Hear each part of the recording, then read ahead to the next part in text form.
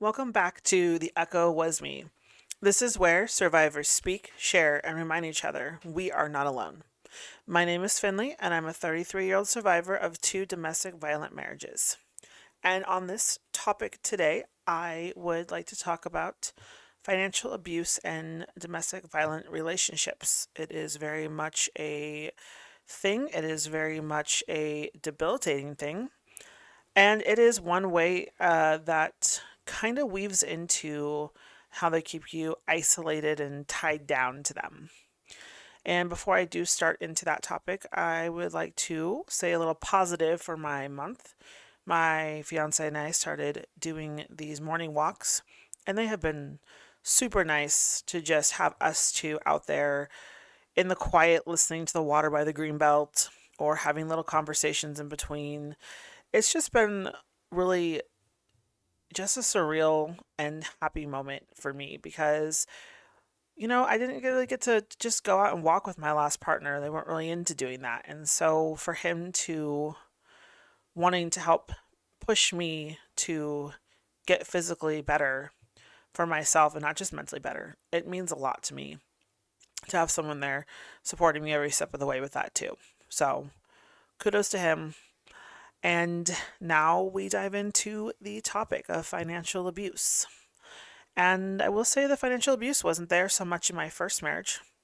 Um, I might have missed it, or it could be that the sexual abuse was probably just so overpowering that that's all I can specifically remember.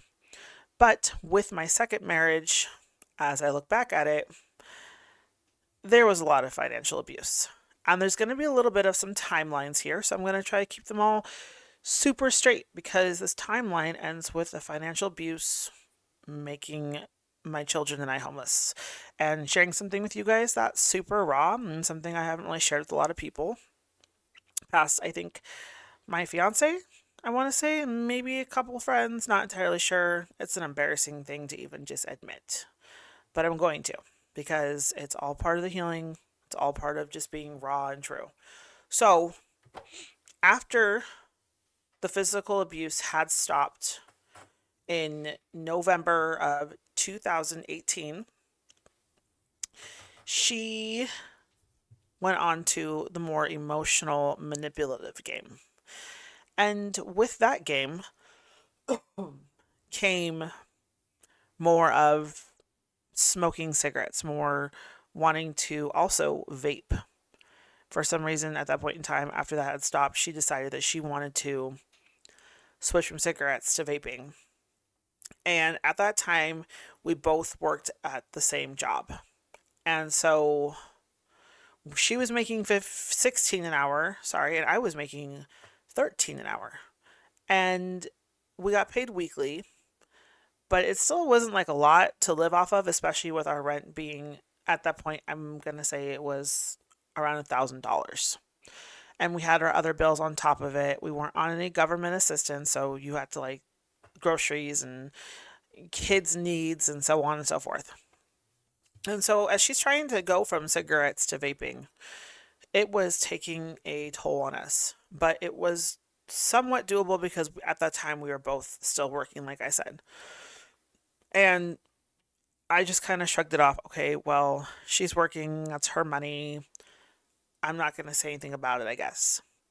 And it wasn't until she had her first mini stroke, and I want to say it was mid September 2021 when she had her first mini stroke. And that was when the more her wanting to remedy her depression with alcohol came into play. And at this point, I had switched from the job we had shared together, which I had hated, and I was really just looking for a way out of that job. And I bounced over to another job, which paid around the same amount. And our rent had increased to 1,300 between me skipping jobs and her having her stroke. It had jumped. So it was significantly greater. And I just assumed with her having no job and me having to switch jobs to also not only for my mental well-being, but to be closer, which this job was just across the street, so if anything happened I could get home in time. I just assumed as an adult she would realize we need to crack down so we have money for rent, bills, and groceries, the three top things, and gas, like the four top things that you need to survive as an adult. And I was really just in a fantasy world at that point, thinking that the person who was my abuser was somehow going to buckle down and be this great human and this great partner and notice that, hey, only one income. So maybe I should do what's best for not only my wife, but for the kids specifically. And it did not come to that for a while. And she kept wanting to buy alcohol, and she would borrow money from friends, and she would take money from us, and she would say, I'm depressed. I need to drink. I need to forget that I can't work. I can't go back to the job that I love. And I really wanted to be understanding in the beginning. And so I tried to bite my tongue a lot. I tried not to say anything. I tried to suck it up and just get her when I could. And if that meant pushing rent back and talking to the office, or if that meant her asking the kids for change, which always broke my heart. And to this day, I don't ever feel right asking my children for their money because that's something she did. She would ask them to go empty their piggy banks, go empty their pockets, see if they had any money anywhere. And she would tell them what it was for. And she'd play this pity card, this pity victim card that she played with me too, which got instilled into the children as well. And she would walk around the house like she was just a sad little puppy dog, like she was sick, like she was hurt, and she needed to go get a beer. And I think, I don't think it was so much that it was that act as much as we knew what would happen if she didn't get a beer. We knew that the temper would come out, the tantrum would come out, the name calling. Um, it would all come out to play. And so a lot of us would scramble around to find money to get her beer and sometimes her vapes because those were also her addiction on top of alcohol. And so at one point, there was a little glimmer of hope. And she decided that she was going to get a job as a DoorDash driver. And I was super excited for this because I was like, oh, thank goodness we're going to have another income. It wouldn't be a huge income, but it would still be maybe to get things day to day that we needed. And I was sorely wrong because the day to day things that this DoorDash job went towards was a little bit for gas and, you guessed it, alcohol and vapes. And last time I bought her combo of alcohol, and it was two tall alcohol bottles with a small one that she insisted she had to drink together. It came up to $10.50. And if you can imagine that being purchased 2 to 3 times a day, and even more so when we became more financially stable down the road, it equaled up to a lot. She went through a lot of our money to sustain her addictions between alcohol and vaping. And so door dashing became kind of a depressing thing for me. I would sit in the car hoping that we'd have something left over for something to get from the grocery store, something to get just like maybe even a dollar cheeseburger or something like, and I would have to wait my turn in line before I could get something for myself or for the kids because she needed her alcohol. And so I let it happen. I did. I will outright say that I let it happen because I didn't fully understand the amount of money, I guess, that was going towards it and how this was going to affect me a year later down the road. And her biggest line after she had her mini stroke was she needed it to control the shakes from her mini stroke. And when we went to the doctor to talk to him about it, about getting some pills for her medication to control the shakes, he had asked her about drinking, and he had actually seen um, her lab results from the other doctor where her liver was having issues from alcohol. And so he he went to talk to her about that, and he's like, if you quit drinking, we can figure this out. I can get you a medication so you'll stop shaking from the strokes if that's what's causing it and if it's not the alcohol. And I remember him asking her if she wanted to have a referral for an outpatient alcohol treatment. And she said no. And I said yes. And I don't know why I said yes, because I knew better than to overstep her. And the look I got from her was just pure hate, if looks could kill. And as we left the office, she was pissed in the elevator, saying that I betrayed her. I didn't take her side. She needs a new neurologist. Nobody understands her. It's not the alcohol. And for me, it just really clicked at that point that she went from hitting me to adding the screaming on top to now adding alcohol into the mix. The hitting had stopped, but the screaming and name calling is now mixed in with alcohol. And I was just allowing this to happen because usually giving her alcohol, even if we had no money, meant she wouldn't really try to fight me as much. It was like giving a baby a bottle.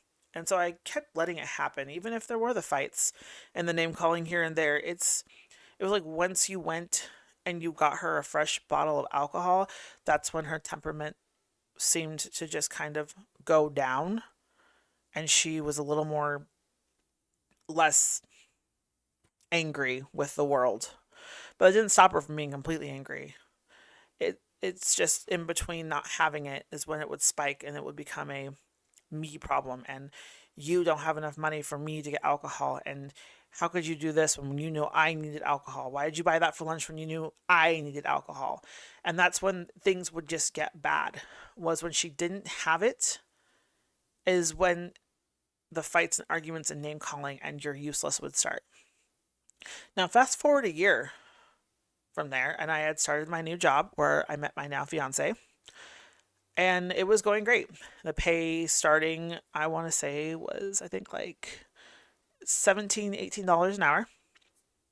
And I was excited, but at that time of that year, I had started in March, and the timeline is now September 5th, and I didn't get that job in time because at that point we are now being told that we either will be evicted or we just need to leave on our own. And so I let the office know, hey, we will leave on our own because I cannot financially do this. And at that time, the thing that pisses me off more than anything in this world is she decides that that week she needs to go apply for disability because she now sees the financial ruin that we are in. And that DoorDash isn't helping, and my one income isn't helping. And I just remember being so frustrated that she left me to financially care for her and the kids and her habits by myself while we were about to go homeless. And while I'm packing to take us to a hotel on that Monday, she's sitting on the couch and she is sleeping. And when she wasn't sleeping, she was drinking and yelling at me about what I should pack, what I didn't pack. And it was just this awful cycle between going homeless and trying to figure things out and trying to calm three scared kids.